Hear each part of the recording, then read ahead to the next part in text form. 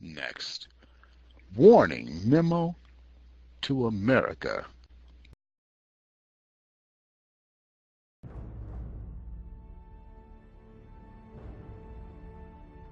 Well, America, the end has come, and we have no one to blame, no other nations. We have done it to ourselves, and there is no turning back.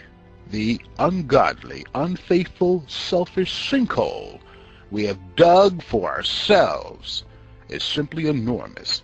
This nation has literally dug its own grave. The size thereof is unthinkable, unbelievable. It is 1,000,000 times the size of the Grand Canyon, deep enough for every man, woman, and child, from one end of the United States to the other, to fit comfortably. There will be no need for any citizen to jockey for position within the grave. No jostling, pushing, or shoving, as we currently do now to each other, alive and living in America. No. No one needs to be cremated. All current citizens, friends, families, and visitors will be accommodated. Simply put, we're going to die. Prepare to meet thy God. Therefore, I say again, get your house in order. Now is the time to fulfill your calling, your uniquely specified reason for living. Soon, you will have to explain why very little was accomplished, why you took the talent which was graciously and generously given to you and wasted it. You did very little or nothing with it. It was buried by your unproductive, idle procrastination.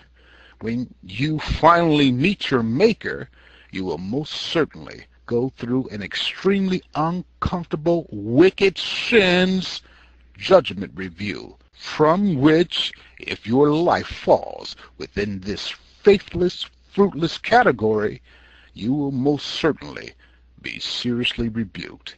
A rebuking by the Eternal will be beyond understanding. Accompanying this excruciating, fearful awareness will be an overwhelming loathing, which no one has yet experienced this side of creation. If unrepented sins remain lingering, festering sores within your life, for the very first time you will see, smell, and taste your stench. Your very own cesspool of sins will overwhelm and overtake you. Even before the final judgment of the Creator, heavy penalties and extreme punishments will most certainly have already been meted out. Verse 2, those destined for death, to death. Those for the sword, to the sword. Those for starvation, to starvation. Those for captivity, to captivity. Jeremiah chapter 15, verse 2, New International Version. Specifically, those who are destined for captivity will have time to think and reflect on all their evil ways, brazenly parading their detestable sins throughout the city streets, and living rebelliously, throwing behind their backs all of the laws of the Eternal.